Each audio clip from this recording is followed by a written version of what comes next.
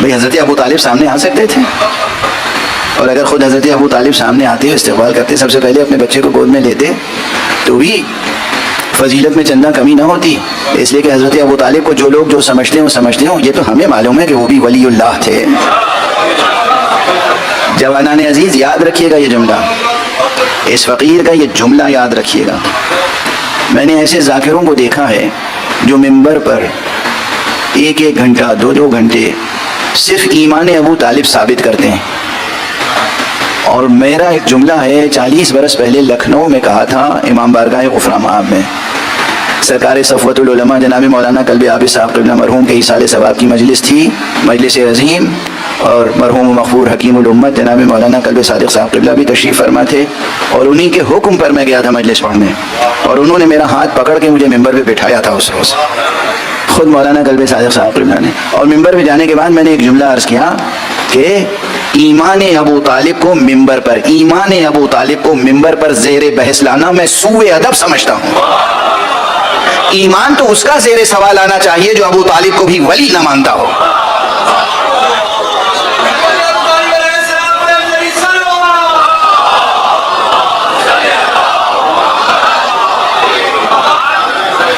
یہ کوئی وقتی خطیبانہ جملہ نہیں تھا.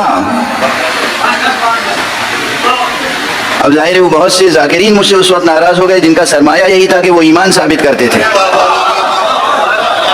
یہ واقعہ میں عرض کر رہا ہوں. وہ ذاکرین ناخوش ہو گئے جن کی پوری زندگی کا سرمایہ یہ تھا کہ وہ ایمان ابو طالب ثابت کریں، یہ ثابت کریں کہ ابو طالب ایمان لائے تھے، ابو طالب ایمان لائے تھے، ابو طالب ایمان لائے تھے. ہاں، ابو طالب کے گھر میں ایمان نازل ہوا تھا.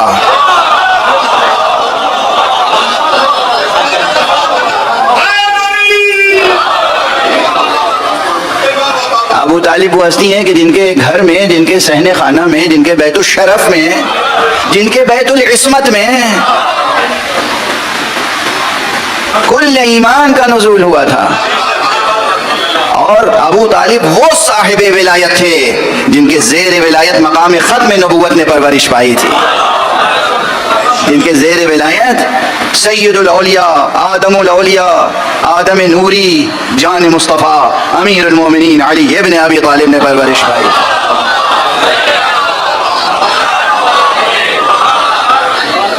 اچھا، ہوتا کیا ہے؟ ہوتا یہ کہ دشمن نے کوئی شوشہ چھوڑ دیا، آپ اسی کے پیچھے لگ گئے.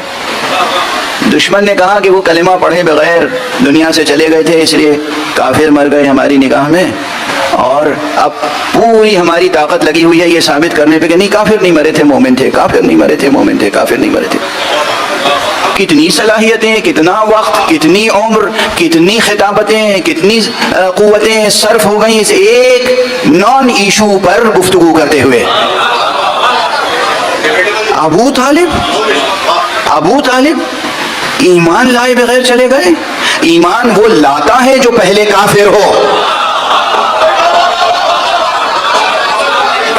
ہمارا یقین ہے، ہمارا اعتماد ہے، ہمارا یقین ہے، ہمارے لیے حقیقت ہے کہ آدم تا خاتم تمام انبیاء، تمام آباء انبیاء اور امہات انبیاء صاحب ایمان تھے.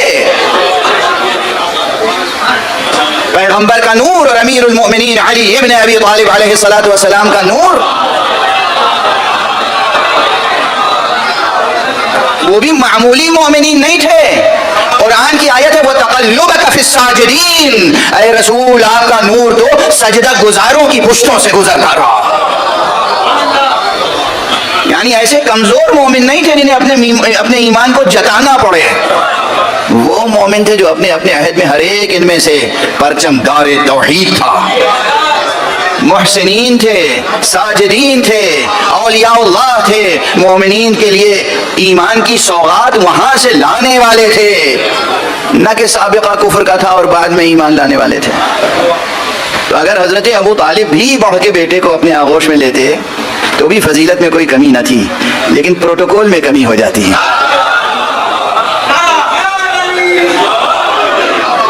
خانہ خدا سے آ رہے ہیں تو رسول خدا سامنے کھڑے ہوئے ہیں، اپنے ہاتھوں کو رحل بنا دیا، قرآن ناطق کو ہاتھوں پہ لیا، تو جناب امیر المومنین نے جنہوں نے اب تک آنکھ بند کی ہوئی تھی آنکھیں کھولی، اور جیسے ہی آنکھیں کھولی تبسم فرمایا تو حضور نے بھی تبسم فرمایا اور کہا اے علی تم نے اپنی نگاہ کے لیے مجھے مخصوص کیا ہے، میں نے اپنے علم کے لیے تمہیں مخصوص،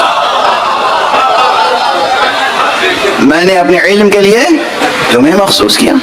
اور اس کے بعد پھر ادھر اسے کہتے ہیں ارادہ کن فیکونی، ادھر کہا میں نے شہر علم نے کہا نا کہ میں نے اپنے علم کے لیے تمہیں مخصوص کیا۔ اب دیکھیے کس طرح القاء نسبت ہوتی ہے۔ فوراً فرمایا یا رسول اللہ کیا میں صحف انبیاء کی تلاوت کروں، صحیفہ آدم پڑھوں، صحیفہ نوح پڑھوں، صحیفہ ابراہیم پڑھوں، کیا میں توریت موسیٰ پڑھوں، کیا میں انجیل عیسیٰ پڑھوں؟ اور اس کے بعد ہمارے ہاں یہ روایت ہے، درست ہے، میرا یقین ہے جس کا جی چاہے مجھے غالی کہے اور جس کا جی چاہے مجھے دیوانہ کہے، مگر صورتحال یہ ہے کہ حقیقتاً میرا یقین ہے اس پر کہ آپ نے دست مبارک مصطفیٰ کو قرآن سنایا، لیکن جہاں سے سنانا شروع کیا وہ سورہ مبارک مؤمنون تھا۔ عظیم الشان محدث، عظیم الشان فقیہ، عظیم الشان رجالی جو مراجع حدیث اور رجال میں سے گزرے ہیں، علامہ ابن شہر عاشوب، انہوں نے اپنی کتاب مناقب میں یہ حدیث لکھی ہے، اور ان کے علاوہ بہت سے جلیل القدر محدثین نے لکھا کہ امیر المومنین علیہ السلام نے دست مبارک مصطفیٰ پر سورہ مؤمنون کی تلاوت شروع کی، بسم اللہ الرحمن الرحیم، قد افلح المؤمنون، مومنین فلاح پا گئے۔ اور جیسے ہی حضرت نے فرمایا قد افلح المؤمنون، مومنون فلاح پا گئے، حضور نے فرمایا بیٹا یا علی تیرے واسطے سے فلاح پانے والے ہیں۔ صلوات پڑھ لیں محمد و آلہ۔